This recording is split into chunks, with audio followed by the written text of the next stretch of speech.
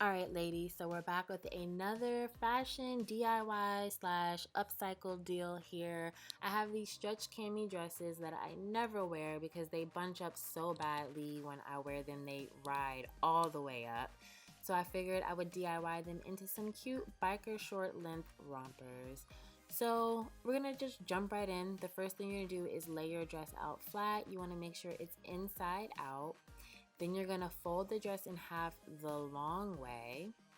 You're gonna grab a pair of biker shorts, your favorite pair of biker shorts. You're gonna grab those. You're gonna also fold those in half the long way, and you're gonna lay it on top of your dress. You're gonna use these as the guide to cut your inseam.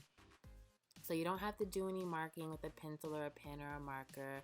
You're just gonna grab your scissors and cut up to the point where your inseam stops. And I had already DIY'd one of these dresses, so I'm going ahead and using that as my guide, just because it's already flatter and a little neater than my biker shorts. And I just grabbed my scissors and I cut up to the point where I wanted my inseam to stop. You don't have to be super precise because this fabric is stretchy, so it's going to be forgiving, but you do want to make sure you don't cut it up too high, otherwise you'll have a lot of pull going on in the crotch area, which could cause some unsightly bunching or gathering or something crazy like that.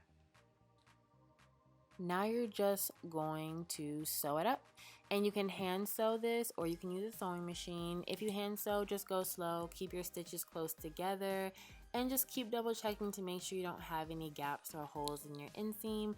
If you're gonna sew it on the sewing machine, you can do a straight stitch. You don't have to do anything fancy, and just make sure you go back and forth a couple times at the hem of the shorts and at the area where your inseam meets, which is essentially the crotch area. You want to go back and forth a couple of times to make sure you don't have any stitches pop on you. You don't want to have your romper come apart.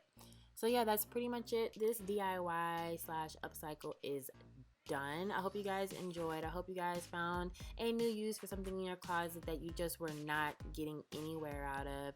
And stay tuned. I'll talk to you ladies soon. Please drop a comment below.